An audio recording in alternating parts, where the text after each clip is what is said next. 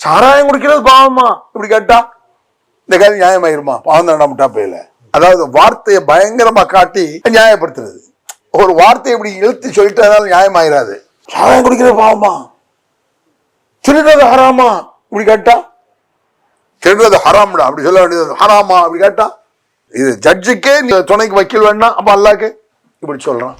ஒரு அஜத்து நீங்க உட்காரக்கூடாதாங்க, உட்காரக்கூடாதுன்னு அவர் சொல்லிருக்காரு, நாங்க வெளியே போக மாட்டோம், போச்சோன்னா போக மாட்டாங்கன்னு சொல்லுங்கன்னு. போகமாட்டேன் இப்படிதான் இருப்பேன், நான் பாடத்துல உட்காருவேன் அப்படின்னு 2-3 பாடத்துல உட்காந்தாச்சு. ஒரே ஒரு அஜத்து மட்டும் தெகாசிக்காரரு, அப்துரமா தயவு செய்து எனக்கு பிரச்சனை வந்துடும், நீ ப்ளீஸ் அப்படின்னாரு. அப்படி சொன்னோட எனக்கு அவரை மறுக்க மனசுல கெட்டிக்காரர் இருந்தால் நல்ல ஆளு கரெக்டா மார்க்கத்தை தெரிஞ்சிருக்காரு. நான் சொன்னேன்ல மதபுல சில மோசமான சட்டங்கள்லாம் இருக்குன்னு நான் சொல்லியிருக்கேன், இப்ப சொல்றேன். மதபுல சட்டங்கள்ங்கிற பேர்ல கேலி குத்துகள், அசிங்கங்கள், அருவருப்பான விஷயங்கள், ஹராம்களை எல்லாம் நியாயப்படுத்தி எழுதி வச்சிருந்தோம். அப்பவே நான் சங்கர மந்திர ஒரு சில விஷயத்தை படிச்சதை நான் அந்த அஜெண்டா தான் கேட்பேன். உண்மையை சொல்லுவாரு அவர். தாத்தையில் கலீல் மஹால் கராஹத்தி வலா யஹ்ருமு ஃபயஜிபு கத்முஹு அலல் அவாம்னு சொல்லி ஃபத்வா மொழியில வருது அஜர்த்து. அப்பெல்லாம் ஒன்று வரல, மற்றவங்க சொன்னோம். அவர் பார்த்துட்டு அப்துரமா நீங்க சொன்ன மாதிரி தான் இருக்கு. நீங்கள் உங்களுடைய மதரசா வாழ்க்கை அதையெல்லாம் சொல்லிக்கிட்டே வந்தீங்க. ஆலிம்கள்கிட்ட இருந்த இந்த பண்புகளை எல்லாம் பார்த்து தான் தௌஹீதையும் நீங்கள் விளங்குனதை சொன்னீங்க. இப்படி விளங்குன நீங்கள் இந்த பிரச்சார களத்தில் எப்படி உங்களுடைய பங்களிப்பை செலுத்தணுன்ற அந்த ஆர்வம் வந்தது? எப்படி இந்த ஃபீல்டுக்குள்ளே இவ்வளவு ஸ்ட்ராங்காக இவ்வளவு போல்டாக எடுத்து சொல்கிறதுக்கான ஏதாவது ஒரு அடிப்படை காரணம் இருந்திருக்கும்? ஒரு பிரின்சிபால், மார்சாவுடைய பிரின்சிபால் ஒரு ஆள், அவர்கிட்ட எல்லாரும் மார்சா லீவ் விடும் பொழுது முசாபா செய்வாங்க. இப்படியே செஞ்சுட்டு போவாங்க. நெட்டை கைட்டு இப்படி இப்போ காட்டுங்க, இப்படி செய்வாங்க 2 கையில். அப்போ நான் என்ன செஞ்சேன், ஒரு கையை கொடுத்தேன், பிரின்சிபால் இருந்தேன். உடனே கையை எடுத்துட்டார் அவர். அஸ்தாஃபிருல்லா நஊது பில்லான்னார் அவர். ஒரு கையை கொடுத்தது அஸ்தாஃபிருல்லா நஊது பில்லா. ஏன் அஜர்த்த அப்படின்னா, நீ என்ன ஒரு கையை தர்ற, என் 2 கையுடைய பரக்கத்தை பற்றி உனக்கு தெரியுமா? உங்கள் 2 கை பரக்கத்து என்னன்னு எனக்கு தெரியாது, ஹதீஸ்ல உள்ள பரக்கத்தை உங்களுக்கு தெரியுமா? ரசூல்ல ஒரு கைன்னு கொடுக்க அது பரக்கத்தா, நம்ம இஷ்டத்துக்கு கை கொடுக்க பரக்கத்தா? ரசூல்ல 2 கை கொடுக்க கூடாதுன்னு சொன்னாங்களா? அவர் பிரின்சிபால் 40 வருஷமா ஓதி கொடுத்த ஆளு. அவர் கேட்காரு, எனக்கு தான் சொன்ன இந்த தர்க்கனால இன்ட்ரெஸ்ட் இருக்கேன், அல்லாஹ்வுல தந்திருக்கான்னு அர்த்தம். இன்ட்ரெஸ்டா எனக்கு இயற்கையில் இருக்குன்னு சொல்ல, அல்லாஹ் அப்படி நமக்கு தந்திருக்கான். மூளை எல்லாமே அல்லாஹ் இருந்தது தானுங்க, கண்ணு காது மூளை கை எல்லாமே அல்லாஹ் இருந்தது தானே. அப்போ அவர் அப்படி கேட்ட உடனே 2 கை கொடுக்க கூடாதுன்னு ரசூலுல்லாஹ் சொல்லலை, இப்படி முசாஃபா செய்யுங்க, பிறங்கை கொடுத்தேன். ஏன்னா பிறங்கை தர பிறங்கை கொடுக்க கூடாதுன்னு ரசூலுல்லாஹ் சொன்னாங்களா? இதான் எடுத்து பேச்சு. ரசூலுல்லாஹ் ஒரு கையை கொடுக்க சொன்னா கொடுத்துட்டு போக வேண்டியதானே, இப்படி சொன்னாங்களா அப்படி சொன்னாங்களா? இதை மாதிரி நீங்க நிறைய பேர் இப்படி கேட்டுட்டு இருக்கீங்க. நபிகள் பெருமானார் ஸல்லல்லாஹு அலைஹி வஸல்லம் அவர்கள் நெஞ்சின் மீது தக்பீர் கேட்டார்கள்னா ரசூலுல்லாஹ் கேட்டாங்களா? சரின்னு போயிடணும். நபி வழி தொப்புளுக்களை கட்டக்கூடாதுன்னு சொன்னாங்களா? இது ஒரு கேள்வியா? பிறகு இன்னொரு என்ன செய்வான், நெத்தில கட்டிட்டு நெத்தில கட்டக்கூடாதுன்னு சொன்னாங்களா? இது இஸ்லாம் வழங்குமா? நபி இப்படி சொன்ன உடனே அவங்க கோவப்பட்டு டென்ஷன், மார்சா விட்டு வெளியே போங்கிறான். போடா வெளியே மார்சா விட்டு, நீ இந்த மார்சாவில் இருக்கக்கூடாது. மதரசாவுடைய ரூல் படி நான் என்ன தப்பு செஞ்சேன் சொல்லுங்க. மார்சா விட்டு நீக்கிறதுக்கு ஒரு ரூல் வச்சிருப்பீங்கல்ல, பைலான்னு சொல்றாங்கல்ல, அது அப்பவே மார்சாக்கள் உண்டு. அந்த ரூலை சொல்லுங்க, நான் போறேன். அந்த ரூல் உனக்கு வேணுமா? எனக்காக ஒரு ரூலை போட்டால் பைலாவில் இந்த மாதிரி பேசினால் இருக்கக்கூடாது. அப்ப நான் சொன்னேன், உங்க ரூல் குரான் மாற்றமா இருக்கு, அந்த ரூலான்னு கேட்டேன். பெரிய பிரச்சனை, அது பஞ்சாயத்து ஆயிடுச்சு. அப்புறம் பஞ்சாயத்தாய் ஒரு அங்க மார்சால வாரமான 6வது ரூபா 7வது ரூபா வாரம். இப்ராஹிம் பதிலாம் இந்த மாதிரி காட்டமா தானே இருக்கும். அதெல்லாம் எனக்கு இயற்கையில பிடிக்கும்ல. இப்ராஹிம் விஷயங்கள்லாம் அப்பவே சின்ன வயசுல கேள்விப்பட்டு தானே. அது ஹிதாயா எரிக்கப்படும், ஹிதாயா தூக்குனேன், கொந்தளிப்பு ஆயிடுச்சு மார்சாவில். ஹிதாயாவை எரிப்பேன்னு சொன்ன உடனே அவன் என்ன செஞ்சான், நான் சாபி மதம்னு நினைச்சுக்கிட்டு அப்ப நான் சாபி கிதாபை எரிப்பேன் அப்படின்னு பத்திரம் தூக்கிட்டு வர்றான். இதெல்லாம் மார்சாவை சுத்தி எல்லா மனமும் நிக்கான். அவன் பெரிய மார்சா பட்டம் வாங்குற மாணவன் அவன். நான் அவனுக்கு கீழே ஒதுக்கிட்டு இருக்கேன். ஹிதாயாவை நான் எரிப்பேன், அவன் என்ன செஞ்சான், ஃபத்தல் முயினை எரிப்பான் அப்படின்னா. அப்புறம் சாபிக்கு ஹனவிக்கு மோதிக்கிடுச்சு. என்ன விட்டாங்க அவங்களுக்கு. எப்படி சாபி எப்படி கிறுக்கு பிடிச்சிருக்காங்க பாருங்க. நான் என்ன அழகா எரியில 10 பேர் இறக்குற எல்லாத்தையும் எரிடா, குரானிசத்தை தான் எரிக்க கூடாது. இந்த அளவுகள் நபி வழி அல்லாஹ் ரசூல் சொன்னது, வேற எவன் சொன்னாலும் எரிச்சு சொல்றது அது அப்படின்னோடனே மார்சால பெரிய ஸ்தம்பிச்சு அடிதடி அளவுக்கு அவங்க எனக்கெல்லாம் ஒன்றாகல. என்ன விட்டுட்டு அதுல ஒருதான் வந்தான், நம்மளுக்குள்ள சண்டை வேண்டாம், அவங்களுக்குள்ள சமாதானம் பண்ணி இந்த பிரச்சனையை வந்து பிரின்சிபால்கிட்ட கொண்டு போயிட்டாங்க, முதல்வர்கிட்ட. அப்ப அவர் சொன்னாரு, எல்லாத்துக்கும் காரணம் இந்த கலந்தரை அத்திரைமாந்த, எங்க ஊர்ல அப்படிதான் சொல்லுவாங்க, கலந்தருங்கிறது வீட்டு பேர். இந்த கலந்தரை அப்துல் ரஹ்மான அத்திரைமாம்பாங்க. இந்த கலந்தரை அத்திரைமான் காரணம். இங்க வா. அவர் என்ன உள்ள கூப்பிட்டு வந்தார் தனியா, நீங்க எல்லாரும் போங்கன்ட்டார். நீங்க எல்லாரும் போங்கடா அப்படின்னு என்ன உள்ள கூப்பிட்டு, அதாவது நீ கேட்கறதெல்லாம் நியாயம்தான். அவர் சொன்னார், உண்மையிலே சொன்னார் பிரின்சிபல், நீ கேட்கறதெல்லாம் நியாயம்தான், நான் ஓதுற காலத்துல ஒன்ன மாதிரி தான் கேட்பேன் அப்படின்றாரு. ஆனா சில விஷயங்கள் நம்மளை மிஞ்சி இருக்கும், நமக்கு தெரியாது. அந்த மிஞ்சி இருக்கிற விஷயங்களை இப்போ உனக்கு சொன்னா புரியாது, நீ சின்ன பையன். நீ இப்ப நான் சொன்னேன்னா ஏன்ற நீ தர்க்கம் பண்ணுவ, ஏன்ற நீ தர்க்கம் பண்றது கூடாது. ஏன்ற நீ தர்க்கம் பண்ணா என்ன மாதிரி 40 வருஷம் ஓதி கொடுத்துருக்காங்க, என்ன மாதிரி 40 வருஷம் ஓதி கொடுத்துருக்காங்க. ஆமா, நான் ஓதியே கொடுத்துருக்கேன். ஆலிம்ஸ் ஆகி 40 வருஷம் ஓதி கொடுத்து ஆலிம்களை உருவாக்கணுவனா. நீ என்ன இத்தனோடு சின்ன பையன், அதனால நீ என்கிட்ட தர்க்கம் பண்ணக்கூடாது. சரி, உங்களை தர்க்கம் பண்ண 40 வருஷம் ஓதி கொடுக்குறேன், நான் 40 வருஷம் ஓதி கொடுத்துட்டு வருவேன். அப்ப நீங்க 80 வருஷம் ஓதி கொடுத்துட்டு நடக்க ஆரியமா சேர்த்து கேட்கிற கேள்வி சரியா தப்பா சொல்லுங்க. டென்ஷன் ஆயிட்டாரு. மறுபடியும் பாரு, சைத்தா மாதிரிலாம் கேள்வி, இதுல சைத்தா கேள்விக்கு என்ன இருக்கு? நீங்க அழகான கேள்வி கேட்டியே, நான் பதில் சொன்னேன், அது நீங்க எனக்கு தெளிவான பதில் சொல்லுங்க. இப்ப சொல்ல மாட்டேன்ப்பா. சரி, எப்ப சொல்லுவியே? நான் இறந்த பிறகு என் கபூர்ல வந்து கேளு, நான் எல்லாத்தையும் உன்கிட்ட சொல்லிடுவேன் அப்படின்னு. எவ்வளவு பைத்தியக்காரமா இருந்தாங்க பாருங்க. ஒரு பிரின்சிபால் 40 வருஷம் ஓதி கொடுத்து ஆலிம்களை உருவாக்கக்கூடிய அரபிக் கல்லூரின்னு எழுதி வச்சிருக்கான். எழுதி வச்சுட்டு என்ன செய்யறான், இந்த மாதிரி பதில் சொல்றாங்க. எனக்கு இவங்கெல்லாம் என்னது, இவங்கெல்லாம் ஆலிம்களுங்கிறான், பெரிய சிந்தனைங்கிறான், இந்த விஷயத்துக்கு பதில் சொல்ல முடியல. ரசூல்லா ஒத்தகை கொடுத்தாங்கன்னு நான் சொல்றேன், ஆதாரத்தை காட்டுன்னு சொல்லணும். அல்லது ரசூல் ஸல்லல்லாஹு கொடுத்தாங்கன்னா ஆதாரத்தை பாருங்கணும். சஹீஹான ஹதீஸ் லைஃபான ஹதீஸ் தெரியாத காலமா இருந்தாலும் ஹதீஸை காட்டலாம்ல. அது சஹீஹா லைஃபாங்கிறது அப்புறம், பலகீனமான ஹதீஸா பலமான ஹதீஸாங்கிறது அப்புறம். நீ சொன்ன மாதிரி இருக்க மாதிரி இப்படி ரசூல்லா செஞ்சாங்கன்னு காட்டு, அதை காட்டு. விட்டு போட்டு ரசூல்லா 2 கூடான்னு சொன்னாங்களா, அப்புறம் பிறங்கை கொடுக்க கூடாதுன்னு சொன்னா நான் கேட்பேன், தொப்புளுக்களை கட்ட கூடாங்காங்களா, நெத்தில கட்டலாமா நான் கேட்பேன். இதெல்லாம் தேவையற்ற கேள்வி வச்சுருந்தேன். இதெல்லாம் மூத்தா போன பிறகு நீ வந்து என் கபூர்ல வந்து கேளு. இதெல்லாம் கொடுமையான மூத்தா போன பிறகு எப்படியா சேர்ந்து கேட்க முடியும்? நீ கேள, அப்ப நீ ஒரு நல்ல அனுபவமா இருப்ப, அப்ப கேளு, நான் அவனுக்கு பதில் சொல்லுவேன் அப்படின்னாரு. சரியா? அப்படி சொல்லும் பொழுது ஒரு மாணவன், அவருக்கு நெருக்கமான மாணவன், மேலப்பட பையன் தான் அவன் தான் அவருக்கு சாப்பாடு ஹித்மத் செய்வாங்கள, பணிவிடை செய்யறது, அந்த மாதிரி பணிவிடை செய்யற பையன். அந்த பையன் அவனெல்லாம் நிக்கிறான், என் கபூர்ல வந்து பதில் போன்ட்டார். அன்னைக்கு மத்தியானம் நல்லா சாப்பிட்டு தூங்கிட்டு இருந்தார் அவர், அந்த பிரின்சிபல். நல்ல தூக்கம். அவனை கூப்பிட்டேன், அந்த ஹித்மத் பண்ணுவான், பணிவிடைங்க வா, இறந்த பிறகு பதில் சொல்றேன்னாரு அஜர்த்து. இப்போ தூங்கிட்டு தான் இருக்காரு. நான் கேட்குறேன், அஸ்ஸலாமு அலைக்கும் அசரத்து, ஒரு கைட்டு முசாஃபா செய்யலாம் அப்படிங்கிறது ஹதீஸ்ல இருக்கு, 2 கைட்டு முசாஃபா செய்யலாங்கிறத இறந்த பிறகு பதில் சொல்றேன், நீங்க முதல்ல தூங்கிட்டு இருக்கும்போது சொல்லுங்க அப்படின்னு அவன்கிட்ட சொன்னேன். கேளு, நல்லா கேட்டுக்கிட்டியா? இது மாதிரி ஒரு கேள்வி இல்லை, நிறைய கேள்வி, எனக்கு யாவும் இல்லை. மொழுது வருது, பாத்தியா வருது, கத்தம் வருது, எல்லாத்துக்கும் பதில் சொல்றேன்னாரு. நான் இறந்த பிறகு வந்து கேளுன்னாரு.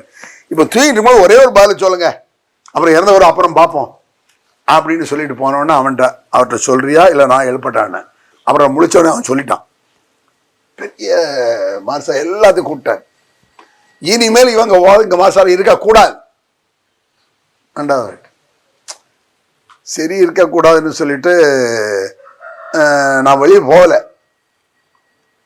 பேசாம இருந்தேன். நான் பாடத்துக்கு போகல, சும்மா ரூம்ல இருந்து அங்கனே இருந்துட்டு இருந்தேன். அப்புறம் என்ன செஞ்சாரு, ஒரு தரம் ஒரு 2 நாள் 3 நாள் கழிச்சுட்டு நினைக்கிறேன், சினிமா தியேட்டருக்கு சினிமாவுக்கு போயிருந்தேன் நான். அங்கே பக்கத்தில் கடையில் உள்ள ஒரு சினிமா மாரசா பக்கத்தில் ஒரு தியேட்டர் உண்டு. அங்கே போனால் கிட்டத்தட்ட 25 பேர் அன்சாரி மாதம் வந்துருந்தாங்க. நான் ஓதுற மாதம் வந்து 25 பேர் படம் பார்க்க, சினிமா பார்க்க. நானும் சினிமா பார்த்துருக்கேன், அவங்களும் பார்த்துட்டு இருக்கான். என்ன பார்த்து நான் அப்புறம் வந்துருக்காங்கன்னு சொல்லி பேசிட்டு போயிட்டாங்க. இதில் நான் சினிமா பார்த்தது, நான் பார்த்தங்கிறத வேணும்னே ஒரு ஆளை விட்டு சொல்ல சொன்னேன். இப்படி அப்புறமா சினிமா பார்க்கலாம். சினிமா தேட்டரில் வந்து ஒரு ஆள் அந்த ரக்கீப் சாவே யாரோ ஒரு ஆள் ரக்கீப் சா மாவன் இருந்தான்னு நினைக்கேன். அவனுக்கு ஒரு கல்லமிட்டா வாங்கி கொடுத்தா போய் சொல்லிடுவான். சொல்லிட்டான். உடனே இங்க வா, சினிமா பார்த்தியா? மார்சா சட்டப்படி சினிமா பார்த்தா மார்சால ஓதக்கூடாது, போ வெளியே. என் கூட 25 பேர் பார்த்தா அத்தனை பேர் வெளியாங்க அப்படின்னு. அவங்க எல்லாம் 6வது மேலே 7வது வரான். மொத்தத்தில் அடுத்த வரவரு பட்டம் வாங்க போறான். 25 பேரையும் கூப்பிட்டாரு. கூப்பிட்டு கேளுங்க அம்படுப்பான்னு பார்த்தேன். சரி சரி அவங்க பார்த்துட்டான், தப்பு தான், நீ மார்சால இருக்கக்கூடாது, போக முடியாது, மார்சால வெளியே போக மாட்டேன். அவங்களே விளக்குங்க. அதுக்கு பிறகு என்ன செஞ்சாரு, எங்கள் அம்மாவுடைய அம்மாவை கூப்பிட விட்டார். எங்கள் அம்மாவுடைய அம்மா அவருக்கு சொந்தம். உன் பேரை என்ன அநியாயமா இப்படி இருக்கான், என் மார்சாவே வீணா போயிடும், நான் எப்படி இந்த மார்சா நடத்தா அப்படி இப்படின்னு சொல்லி கடைசியில் மார்சாவோட வெளியவே எல்லாரும் சொல்லி சின்னம்மா அப்படி பேச மாட்டா சேர்த்து அப்படின்னு மன்னிப்பு கேளுனாங்க. மன்னிப்பு கேட்குறேன், எதுக்கு மன்னிப்பு கேட்கணும்னு சொல்லுங்க. என்ன எதுக்கு என்னை ஏற்று பேசக்கூடாது? சரி எல்லாம் சேர்த்து உங்களை ஏற்று பேச மாட்டேன், உங்களை ஏற்று பேச மாட்டேன். நபி வழியா மறுபடியும் அதையும் சொல்றவர் நிப்பாட்டு. அப்புறம் அவர் என்ன செஞ்சாரு, ஹஜ்ஜுக்கு போயிட்டார். அவர் அஜர்த்து பிரின்சிபால் ஹஜ்ஜுக்கு போட்டா துணை பிரின்சிபால் இருப்பாங்கல்ல, துணை முதல்வர் மார்சாக்கு. அவர் என்ன செஞ்சாரு, ஹஜ் பண்ணா லீவ் விடும் பொழுது எல்லா மாணவர்களும் ஊருக்கு போயிட்டு வந்து முடிய வெட்டிக்கிடுங்க. ஏன்னா முதல்ல முடிய ஒட்ட வெட்டிட்டா ஊருக்கு போக வெக்கமா இருக்கும்ல, அசிங்கமா இருக்கும்ல. ஊருக்கு போகும்போது முடி யாரும் வெட்ட வேண்டாம், போங்கன்ட்டார். நானும் வீட்டுக்கு போயிட்டேன் கடையனூருக்கு.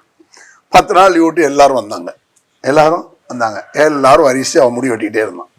எல்லாரும் முடி வெட்டான். நானும் உள்ளூர்ல உள்ள ஒரு இப்ராஹிம் சொல்லி ஒரு பையன், ஒரு சாதாரண ஃப்ரெண்டு, அவனும் முடி வெட்ட வாண்டான்ட்டான். அவன்ட்டு முடி வெட்டாத இரு அப்படின்னு. சரி இருந்துட்டான். அவர்கிட்ட போய் கம்ப்ளைண்ட் பண்ணிட்டாங்க, இவங்க 2 ரூபா முடி வெட்டலை, கூப்பிடுவோம் அப்படின்னா. நேராக போய் துணை பிரின்சிபால் போய் நின்று, நீங்க ஏண்டே முடி வெட்டலை, எங்குள்ள அப்படித்தானே பேசுவாங்க, நீ ஏண்டே முடி வெட்டலை 2 பேரும்? அஜர்த்து நீங்க தானே சொன்னீங்க தான் சொந்த ஊருக்கு போகும்போது முடி வெட்ட வேணாம், நாங்கள் சொந்த ஊர்ல இருக்கோம், எப்படி வெட்டுறது? இப்படிலாம் பேசக்கூடாது, இப்படிலாம் ஏன்ட்ட பதில் பேசக்கூடாது. நீங்க தானே அதை சொன்னீங்க உள்ளூர்ல முடி வெட்ட வேண்டான்னு, நாங்க உள்ளூர்லான்னு இருக்கோம். அவரு மார்சா நீ வெளியே போ, என்னை சேர்த்தது பிரின்சிபால், அவர் ஹஜ்ஜுக்கு போயிருக்காரு, அவர் தான் என்ன விளக்கணும், நீங்க விளக்கக்கூடாது. அவருக்கு ஒன்றும் ஓடல. அவர் எல்லா மார்சா ஆசிரியர்களுக்கும் லெட்டர் எழுதி பேப்பர் எழுதி விட்டார், அறிக்கை மாதிரி, இந்த 2 பேரையும் பாடத்துல இருக்க விடாதீங்க, வெளியே அனுப்புங்க அப்படின்னு. எல்லாம் நாங்கள் பாடத்துல உட்காடுறோம். ஒரு அஜர்த்து நீங்க உட்காரக்கூடாதாங்க, உட்காரக்கூடாதுன்னு அவர் சொல்லிருக்காரு, நாங்க வெளியே போக மாட்டோம், நீங்க அப்படி சொல்லுங்க, போச்சோன்னா போக மாட்டாங்கன்னு சொல்லுங்கன்ட்டேன். போக மாட்டேன், இப்படித்தான் இருப்பேன் நான், பாடத்துல உட்காருவேன். அப்படி 2-3 பாடத்துல உட்காந்தாச்சு. ஒரே ஒரு அஜர்த்து மட்டும் தெகாசிக்காரரு, வந்துடும்மா தயவு செய்து எனக்கு பிரச்சனை வந்துடும், நீ பேர் ப்ளீஸ் அப்படின்னாரு. அப்படி சொன்னோட எனக்கு அவரை மறுக்க மனசுல, கெட்டிக்காரர் இருந்தால் நல்ல ஆளு கரெக்டா மார்க்கத்தை தெரிஞ்சிருக்காரு. நான் சொன்னேன்ல மதுஹப்ல சில மோசமான சட்டங்கள்லாம் இருக்குன்னு நான் சொல்லியிருக்கேன், இப்ப சொல்றேன். மதுஹப்ல சட்டங்கள்ங்கிற பேர்ல கேலி குத்துகள், அசிங்கங்கள், அருவருப்பான விஷயங்கள், ஹராம்களை எல்லாம் நியாயப்படுத்தி எழுதி வச்சிருந்தான்.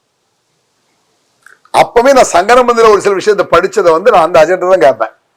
தென்காசி அஜெண்ட் ஒரு ஆள் இருந்தார், அவர் பேர் முஸ்தபா, அவர்கிட்ட தான் அதை கேட்பேன். உண்மையை சொல்லுவார் அவர். தாத்தையில் கலீல் மஹால் கராஹத் வலா யஹ்ருமு ஃபயஜிபு கத்முஹு அலல் அவாம்னு சொல்லி ஃபத்வல் மொழியில் வருது. அஜர்த்து கஞ்சா சாப்பிடலாங்கிறானா, சரியா? அப்படிலாம் ஒன்று வரலன்னு மற்றவங்க சொன்னான். அவர் பார்த்துட்டு, அப்துல் நீங்க சொன்ன மாதிரி தான் இருக்கு, கஞ்சா சாப்பிடலாம், அது மக்ரூஹ் தான், ஹராம் இல்லை, பொதுமக்களுக்கு அதை மறைத்து விட வேண்டும். எத்தனை இருக்கு பாருங்க. கஞ்சா சாப்பிடலாம், அது மக்ரூஹ் தான், ஹராம் இல்லை. இது ஹராம் இல்லை என்பதை பொதுமக்கள் சொல்லக்கூடாது, ஆலிம்சாக்களுக்கு மட்டும்தான். அதுக்கு அர்த்தம் என்ன? பொதுமக்களை சொல்லக்கூடாது, ஆலிம்சா மட்டும் அடிச்சுக்கலாம் அர்த்தம். ஆமா நீங்க சொன்னது அதான், அந்த கருத்து அதுல வருது. அவர் ஒத்துக்கிட்டாரு. ஆமா, அவர் மதம் சாரா இருந்தாலும் இது தப்பு தான், இது இப்படிலாம் எழுதிருக்க கூடாது, யாரோ ஒரு தான் ஏற்கமாரா எழுதினாரு. அதனால அவர் சொன்னோன்னு நான் கேட்டேன், ஒத்துக்கிறாருல, நீ வெளியே போவாரு. அதே மாதிரி இன்னொன்னு ஏதோ ஒரு விஷயம் இருக்கு, துர்ருல் முக்தாரு, ஹிதாயா, வேற யானத்து தாலிபின் என்னெல்லாம இருக்கு. அதுல ஒரு கிதாபுல என்ன வருதுன்னு சொன்னா, ஒரு ஆட்டுக்கும் மனிதனுக்கும் ஒரு பையன் பிறக்கிறான், ஒரு குழந்தை பிறக்குது. இந்த பாடத்தை நடத்தும் பொழுது ஒரு அஜர்த்து எவ்வளவு அருமையான சிந்தனை தெரியுமா, காரி துப்ப போறான் எவன்டே சொன்னான். அப்புறம் வாய மூடுங்க, பெரிய ஆட்களை பேசல, இது என்னது, இது ஒரு ஆடுக்கோ மாடுக்கோ ஒரு மனுஷன் பிறக்கிறான். இது பெரிய சிந்தனையா இது. ஆடுக்கோ மாடுக்கோ மனுஷன் பிறந்தா என்னடா அர்த்தம்? ஒரு ஆடுக்கு மனுஷன் பிறந்தா அந்த ஆடை ஒரு ஆண் வந்து உறவு கொள்ளணும். கொண்டாலும் அப்படி வராது. இதனுடைய ஸ்டைல் வேற, அதனுடைய ஸ்டைல் வேற. அது மாதிரி மாடு மாத்தி இருந்தாலும் அப்படியெல்லாம் வராது. ஒரு ஆடோ மாடோ ஒரு மனுஷனை பெத்தெடுக்குது, ஒரு குழந்தைய, ஆண் குழந்தைய பெத்தெடுக்குது. அந்த குழந்தை பெரியவன் ஆகி ஓதி ஆலிம்ஸ் ஆகி பள்ளிவாசல இமாமத் செய்யலாமா? செய்யலாம். இமாமத் செய்யலாங்கிற மட்டும் இல்லை, அவன் ஹஜ்ஜு பெருநாள் தொழுகையை நடத்தலாமா? எங்க அஜர்த் சொன்னது ஒரு ஆளு. எந்த அஜர்த்து? சங்கரபந்தல்ல லுஹா சொன்னாரு. அதையே நான் திருப்பி வந்து தென்காசியில் அந்த அஜர்த்தையும் கேட்டு அவரும் கன்ஃபார்ம் பண்ணதுதான் இது.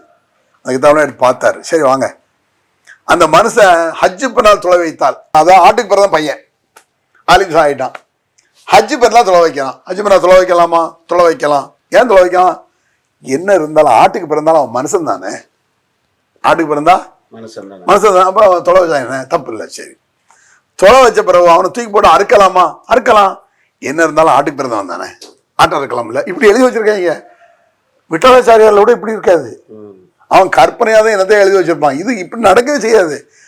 இதெல்லாம் பார்த்து எனக்கு மது இருக்கிறதுலே கேவலப்பட்டு ஒழிக்க வேண்டியது மதுஹப் அப்படின்னு என் மனசில் தோணுச்சு. இந்த மதுஹப்னாலதான் மௌலிதே உருவாயிருக்கும். மதுஹப்னாலதான் ஷாஃபி ஹனஃபி இமாம சொல்லல.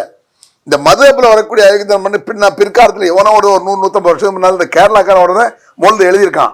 அவன் இந்த மதுஹப் கிறுக்கு பிடிச்சவனா தான் இருப்பான், கஞ்சா சாப்பிட்டவனா இருப்பான், இந்த மாதிரி ஹராம சர்வசாதாரண விஷயம் மதுஹப்ல கூடுன்னு இருப்பான். கஞ்சா சாப்பிட்றவன் மௌலிதுவான எப்படி எழுதியிருப்பான்?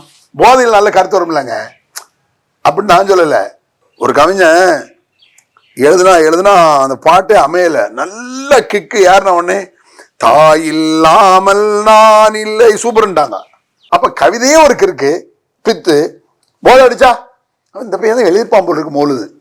அப்ப மதுஹபை ஒழிக்க வேண்டும், அந்த மதுஹபிலிருந்து பிறந்த பல விஷயங்களை ஒழிக்க வேண்டும் அப்படிங்கிற கருத்து என் மனசுல வந்ததற்கு பல உலமா பெருமக்கள் காரணம். நான் மட்டும் இல்லை, பல உலமா பெருமக்கள் சொன்னாங்க. எனக்கு இயல்பிலேயே இந்த மாதிரி அநியாயம் அக்கிரமத்தை செய்யக்கூடாது, மறுக்கணுங்கிற இயல்பிலே இருக்கணும். இயல்பிலே அநியாயத்துக்கு தலையாட்டுறவன் வந்து அவன் மறக்க மாட்டான்ல. இயல்பிலே தர்க்க கலை இல்லைன்னா யார் என்ன சொன்னாலும் பேசாமல் இருப்பான்ல. அல்லாஹ் இயற்கையை தந்துட்டான். அது பிறகு தௌஹீத் சொல்லணும் போகணும்னு சொல்லி வந்து சங்கரமந்தில் படிச்சுட்டு அப்புறம் அன்சாரி மார்சா கடையில் உள்ள பெரிய மார்சா அங்கே ஓதிட்டு எதுக்கு இப்போ சொன்னார்ல ஹஜ்ஜுக்கு போயிருந்தார்ல அவர் வந்தார்.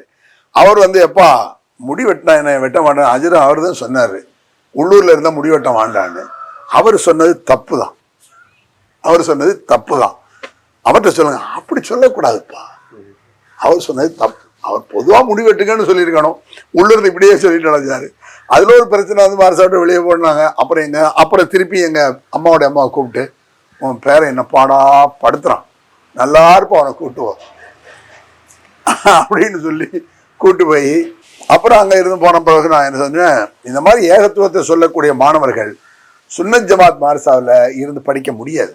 ஏன் முடியாதுன்னா பச்சையா அநியாயம்னு ஒன்று சொன்னா நான் செய்யும் பொழுது அதை மறுக்காம இருக்க இயலாது. பச்சையா அவருக்கு தெரியுது, மோலு பயங்கரமாக ஷிர்கான வார்த்தைகள் இருக்குன்னு தெரிஞ்சு வச்சேன், மதுஹப் குப்பைன்னு தெரிஞ்சு வச்சேன், நபி வழி நடக்கணுங்கிற எண்ணம் வந்தாச்சே.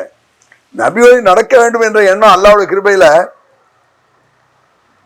எனக்கு அந்த செய்யணும்னு எண்ணம் வந்த நேரத்தில் இந்த யுஹர்ரி குஹா எதிரோவியான்னு வரும்ல வெர்லா செய்கிற ஹதீஸ், அது நம்ம படித்தது மிஷ்காத்துலையும் படித்தோம். மிஷ்காத்தில் அது வந்தது யுஹர்ரி குஹா எதிரோ. மிஷ்காத்துங்கிற ஒரு தொகுப்பு நூல் எல்லா கிதாபில் உள்ளேயும் போட்டிருப்பாரு. அதுதான் மரசால் சொல்லி தருவாங்க. வேற ஒரிஜினல் நேரடியான புகாரியெல்லாம் நாங்கள் பார்த்தது இல்லை. அப்போ யுஹர்ரி குஹா எதிரோவியான்னு வருத சங்கரமந்தில் வச்சு அப்படின்னா என்ன அர்த்தம்? யாரையோ அழைப்பது போல ரசூல் அத்தியாயத்திலிருந்து அசைப்பார்கள் அசைக்குவார்கள் அப்படின்னு அர்த்தம். அன்னைக்கு கேள்விப்பட்டுட்டு அன்னைக்கு லுஹரோ அசரோ எதை தொழில் ஞாபகம் இல்லை, நேர போய் நான் எப்படி அசைக்க ஆரம்பித்தேன் நான் மட்டும். அப்போ எல்லாரும் கூப்பிட்டு அவசரப்படாதப்பா, இந்த ஹதீஸ் சையான ஹதீஸா லைஃபான ஹதீஸ்லாம் தெரியாது, அதை பார்த்துக்குவோம். ஹதீஸ் சஹீஹோ லைஃபோ அது எனக்கும் தெரியாது. ஷாபிமா அவங்க ஆள் எவரோ ஒரு ஆள் ரசூல்லா கேள்விப்பட்ட ரசூல்லா லாயிலா இல்லா முகமது ரசூல்லா ரசூல்லா அல்லாவுடைய தூதர் நம்ம ஒத்துருக்கோம். ரசூல்லா செஞ்சா நான் பார்த்துட்டேன், சாபிமா என்ன செஞ்சாருன்னு தெரியாது. அவரை நம்பி இத்தனை வருஷமா நீட்டிட்டு இருந்தானா ரசூல்லா அசைக்க ஆரம்பிச்சிருவேன். அப்படி பேசிட்டு இருக்கும்போது அப்படியே ஹவரில் வந்து லுஹாவெல்லாம் வந்தார், பேசிக்கிட்டே வர்றார். லுஹா இந்த அரபியில் தான் பேசுவார் அப்பவுமே. அப்புறம் 2-3 பெரிய பெரிய ஆட்கள்லாம் என்னை பார்க்குறான், நான் இப்படி விரல அசைக்கிற சரின்னு சொல்லி பேசிட்டு வர்றேன், இந்த பையன் விரல அசைச்சிட்டு இருக்கான் பள்ளிவாசல்ல அப்படின்னு எல்லாரும் என்ன பார்க்குறாங்க. அப்போ லுஹா சொன்னார், இன்னல் குபரா எந்தூரும் இன்னஹும் ஷயாத்தீன் அப்படின்னாரு. பெரிய பெரிய ஆளுகள்லாம் பார்த்துட்டு இருக்கான், அந்த பேரெல்லாம் ஷைத்தான் வாய மூடுறா அப்படிங்கிறாரு. இந்த மாதிரி நபி வழியை செய்வதற்கு இவ்வளவு தடங்களா? நபி வழி தானே செய்யறோம். அப்ப நம்மளுக்கு இந்த சுற்றுச்சூழ்நிலை சந்தர்ப்ப சூழ்நிலை புரியாத வயசு தானே அது. நபி வழியை நான் செய்யறேன், உனக்கு என்ன அப்படித்தானே வரும், நீ செய்யணும் ஏடப்போ, இப்படி ஒரு வேகம் வந்தது. அப்ப நபி வழி நடக்கணும்னு வரும்பொழுதுதான் அடுத்தடுத்து ஒவ்வொரு விஷயமா தௌஹீதை சொல்றது வைக்கிறது. இந்த தௌஹீதை சொல்றது கூட எனக்கு ஒரு ஒரு ஒரு வசனம் மனசுல இன்னும் வரல மறக்கவே செய்யாது. தௌஹீதை ஸ்ட்ராங்கா உறுதியா சொல்லும் பொழுது தௌஹீதை எதிர்ப்பவர்கள்ட்ட பாயிண்ட் இருக்காதான். யார் அல்லாஹ்வை அழைக்கிறானோ அவன் ஸ்ட்ராங்கா இருக்கட்டும், இணை வைக்கிறான்ல அவன்கிட்ட பாயிண்ட் இருக்காது அப்படின்னு குர்ஆன் வசனத்தை ஒரு ஆலிம் சொன்னார். எதிர்மா அல்லாஹ் இலாஹன் அஹர்லா புர்ஹான லஹுன்னு. இதுவும் கிளிக்கான வசனம். அல்லாஹுடன் வேற யாவது இணை வைத்தார்களே ஆனால் அவர்கள்ட்ட எந்த ஆதாரமும் இருக்காது. பொய் பித்தலாட்டம் ஏமாத்து உதாரணம் இப்படித்தான் சொல்லுவான், உதாரணம் சொல்லுவான், உண்மை இருக்காது. இன்று மார்க்கத்தை படித்த ஆலிம்களே மக்களை வழிகெடுக்கக்கூடிய ஒரு சூழ்நிலையை பார்க்குறோம்.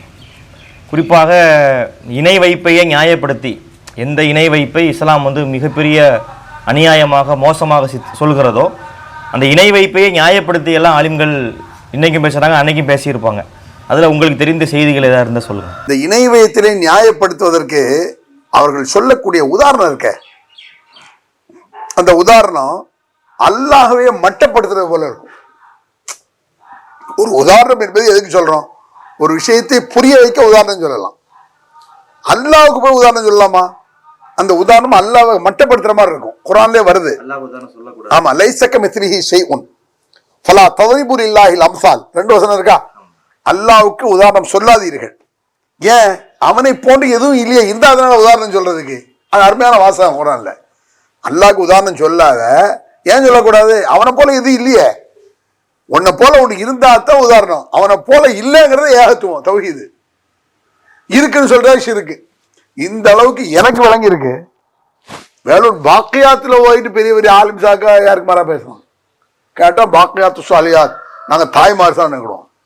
அங்க பேராசிரியரா இருந்து அவர் ஒரு ஆள் நான் நான் கேட்டிருக்கேன்.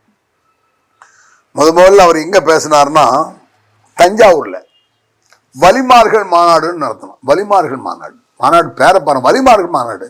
ஏன்னா அவுலியாக்களா வந்து உட்காந்துருக்கான், அல்லது மக்கள் வந்திருக்காங்க அவங்க அவுலியாக்கலான்னு சொல்லு. வலிமார்கள் மாநாடு நடத்தினாங்க. அதுல ஒரு ஆலிம்சா பேசுறாரு, 2-3 ஆலிம்சா பேசுறாங்க. எல்லா விஷயத்தையும் சொல்றதுக்கு எனக்கு யாவும் இல்லை. சில விஷயங்களை சொன்னா அப்படி இழுத்துக்கிட்டே போயிடும். ஆனால் சுருக்கமா சொல்றேன், அல்லாஹ்விடத்தில் நெருங்குவதற்கு நம்மால் முடியாது. மனசனால ஒரு முஸ்லிமோ என்ன செய்ய முடியாது, அல்லாஹ்விட்டு நெருங்க முடியாது.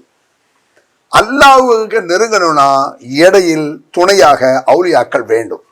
இது யாயுள்ளதின் ஆமனுத்தகோயிலில் வசீலான வசனம் வரும். அல்லாஹ் பயப்படுங்கள், அவனை வசீலாவின் மூலமாக நெருங்குங்கள். இந்த வசீலாங்கிற வார்த்தையை வச்சுக்கிட்டு இவங்க கூமுட்ட மாதிரி பதில் சொல்லுவாங்க. வசீலானா அல்லாஹ்வை துணையை கொண்டு நெருங்குங்கள்னா டைரக்டா ஹதீஸ்லயே பார்த்துடலாம். வசீலானா என்ன? நல்லடியார்கள் அவன் சொல்லுவான், நம்ம நல்ல அமல்கள்ங்கிறோம். நல்லடியார்கள் சொல்ல முடியுமா?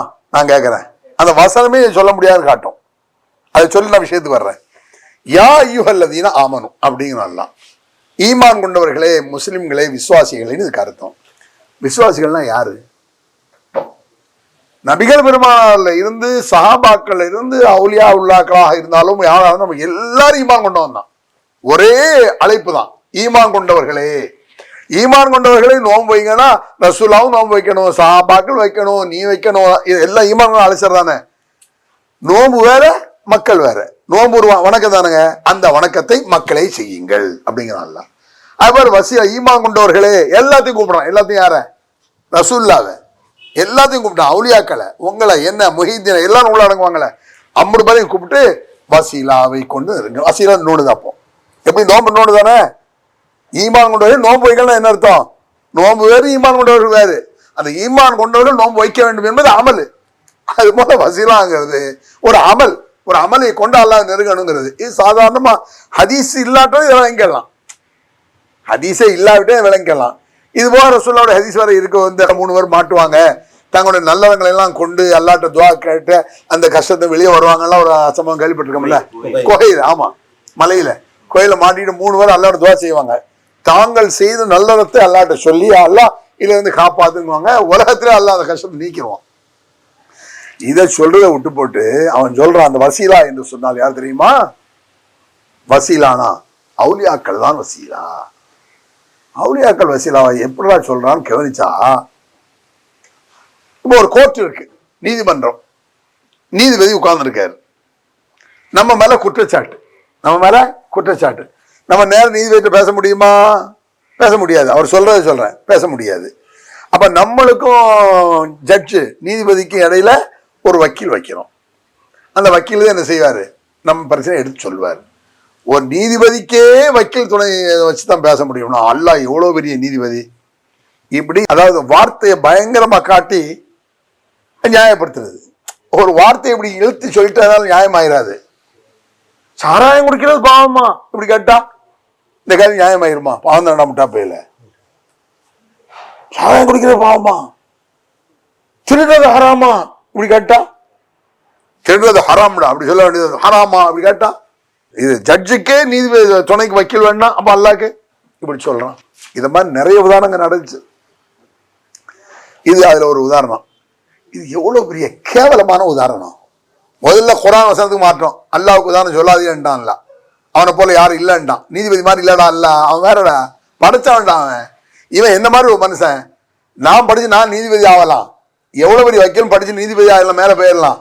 அல்லாஹ் ஆக முடியுமா? அவன் அல்லாஹ்வுடைய வல்லமையை இவன் விளங்கலையே ஆலிம்சா. மக்களுக்கு எப்படி புரியும்? எனக்கு இதெல்லாம் சூடு கோவம் வந்த விஷயம். இது என்ன உதாரணம் சொல்றான்? இப்படி சொன்னோன்னே இதுக்கு நம்ம பல மீட்டிங்கில் பதில் சொன்னோம். பதில் சொல்லும் பொழுது 90% மக்களை ஏற்றுக்கிட்டான். ஆலிம் சாட்டன் ஆகும். இதுக்கு பதில் சொல்லும் பொழுது மக்கள் ஓரளவு புரிய ஆரம்பிச்சிட்டான். ஏன்னா அவனுக்கு இதான் என்ன அம்மா தவன் நியாயம் தானே, நியாயத்தை உணர்வு மக்கள் வந்துடுறான்ல. ஆலிம் சாக்கள் 90% வரமாட்டான், 1-2% தான் வந்திருக்கான். எப்படின்னா இப்போ நீதிபதி இருக்காரு, உதாரணம் சொன்னால் அதிலே பார்ப்போம். நீதிபதி இருக்காரு, நம்ம இது குற்றச்சாட்டு. என்ன குற்றச்சாட்டு? நம்ம திருடிட்டோம் அல்லது தப்பு பண்ணிட்டோம், சாராய கடை அநியாயம் நடத்துகிறோம், கள்ளச்சாராயம் வச்சுட்டோம், இப்படி நம்ம இது குற்றச்சாட்டு. நம்ம வக்கீல் என்ன செய்வார்? யுவர் ஆனர், என் கட்சிக்காரர் கொலை செய்தார் என்று அநியாயமாக குற்றம் சாட்டி உள்ளார்கள். என் கட்சிக்காரர் கத்தியை கூட பார்த்தது இல்லைம்மா. யாரு? வக்கீல். அவன் திறமையா வாழ்றத பார்த்து என் கட்சிக்காரர் அப்பாவி 50 கொலை பண்ணாலும் நம்மளை அப்பாவின்னு சொல்லுவான்.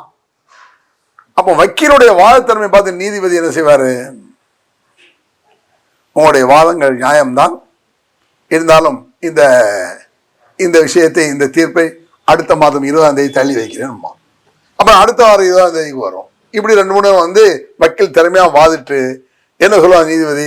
இந்த வக்கீலுடைய வாதப்படி, அவருடைய வாய்மைப்படி இவர் குற்றமற்றவர், ஒரு அப்பாவியை அநியாயமாக கொலைகார் என்று சுட்டிக்காட்டி விட்டார்கள், விடுதலைன்னுவான். யாரு?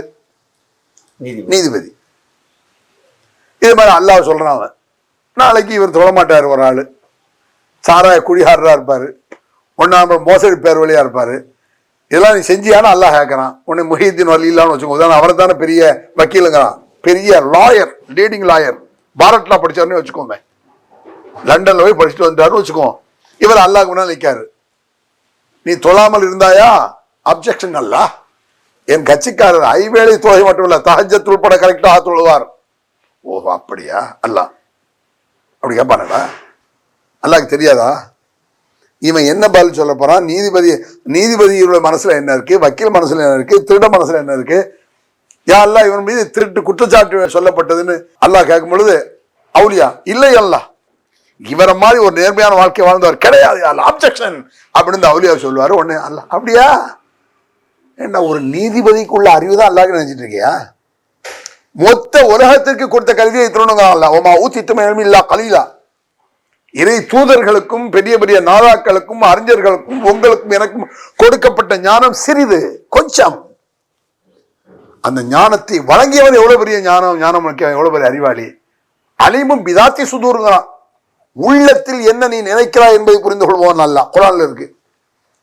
இந்த ஜட்ஜிக்கு என்ன பத்தி என்ன தெரியும்? இந்த வக்கீலுக்கு தான் என்ன தெரியும்? அப்போ ஒரு ஜட்ஜிக்கு இருக்கிற அறிவு தான் அல்லாஹ்க்கு இருக்குன்னா இணை வைத்தல் இல்லடா, அல்லாஹ் கேவலப்படுத்துறதுடா. இணை வைத்தல்லாம் ஈக்குவல் ஆக்குறது. இந்த இணை வைத்தல் எப்படி ஆகுது? ஒரு ஜட்ஜிக்கு உள்ள அறிவு தான் அல்லாஹ்க்கு, ஒரு நீதிபதிக்கு இருக்கிற அறிவு தான் அல்லாஹ்க்கு இருக்கு. எவ்வளவு கேவலமானது.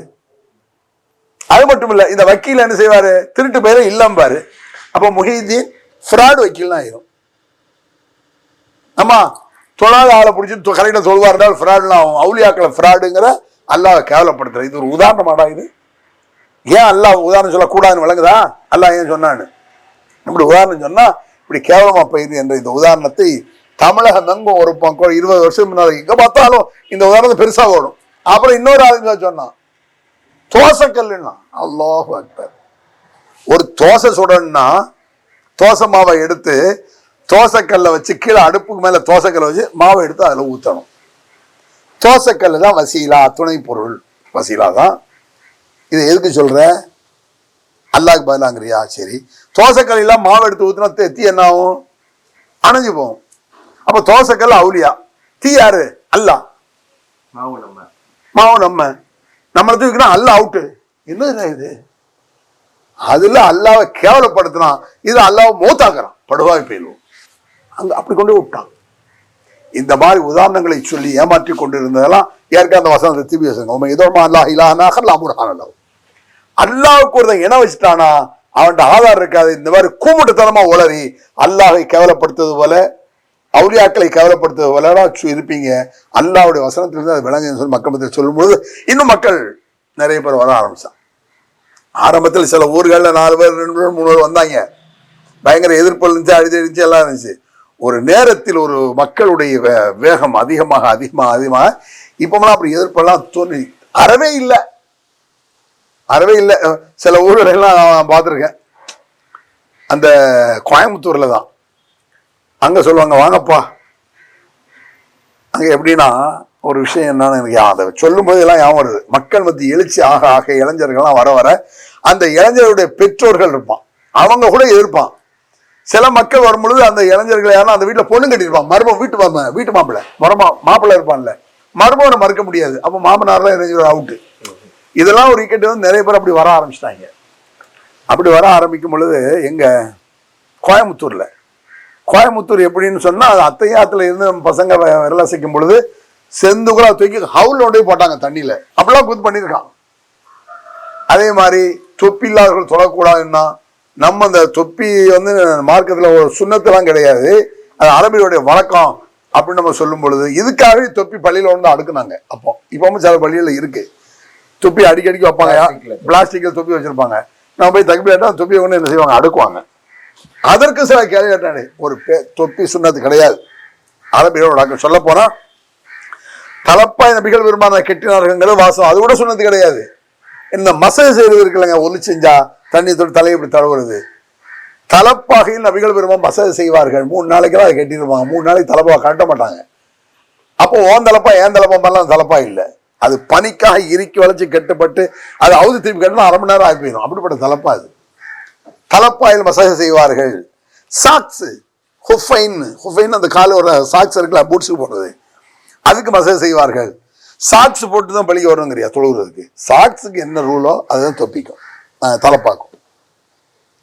இப்படின்னு சரி, ஒரு பேச்சுக்கு சுண்ணத்திலையும் வச்சுக்குவோம். என்னது தொப்பி விட ரைட்டு. சுண்ணத்து இல்லாத வரக்கூடாது இல்லை, அதுக்கு ரெடிமேட் தொப்பி வச்சிருக்கீல்ல. தாடி சுண்ணத்துன்னு எல்லாருக்கும் தெரியும்ல. தாடி இல்லாத எவனும் வரக்கூடாதுன்னா பழைய முத்தவலியே வர முடியாது. எத்தனை முத்தவலி தாடி இல்லை. அப்ப என்ன செய்யணும், இந்த ஆடுக்கு தாடி இருக்க மாதிரி ரெடிமேட் தாடி ஒரு 50 செஞ்சு வைங்கடா அப்படி மாதிரி எல்லாம் காட்டி வச்சிருப்பேன். தாடியை மறந்தா கழுத்து வச்சிருப்போம். என்னடா இது, கேலி குத்தாக்காங்கடா இஸ்லாத்தை. இப்படியாடா இஸ்லாம் சொல்லும்? ஒரு பள்ளிவாசல் தொலை வந்துட்டானா அவன்கிட்ட குறை இருந்தா சொல்லும். சுண்ணத்து இல்லையா, சுண்ணத்து இல்லாட்ட ஃபர்லு கூடாதுன்னு அர்த்தம் கிடையாது. எத்தனை ஃபர்ல தொழில் சொன்னா தொழாம போவான், நீங்க ஃபர்ல தொழாதுன்னு சொல்லக்கூடாது. இப்படிலாம் மக்கள் மத்தியில் சொல்லி நிறைய விஷயங்கள், இந்த ஆலிம் சாக்களுடைய கூத்து, அந்த தோசைக்கல் தோசை மாவு, இந்த வக்கீல், இன்னும் நிறைய உதாரணம் யாவத்துக்கு இல்லை. நான் பல மீட்டிங்கள் நான் பேசியிருக்கேன். ஆனாலும் எல்லாத்தையும் சொல்லுற சாம்பிள் ஒன்று பார்த்துக்கிடுங்க. இது மாதிரி நிறைய விஷயங்கள் மடத்தனமாக, முட்டாள்தனமாக, கேவலமான வாதங்கள்லாம் நிறைய வைப்பாங்க. எனக்கு இன்ஷா அல்லாஹ் அடுத்தடுத்து நான் மீட்டிங்கில் வரும்பொழுது ஏதாவது வரும்பொழுது நான் சொல்கிறேன். அல்லாஹு அக்பர், அல்லாஹ்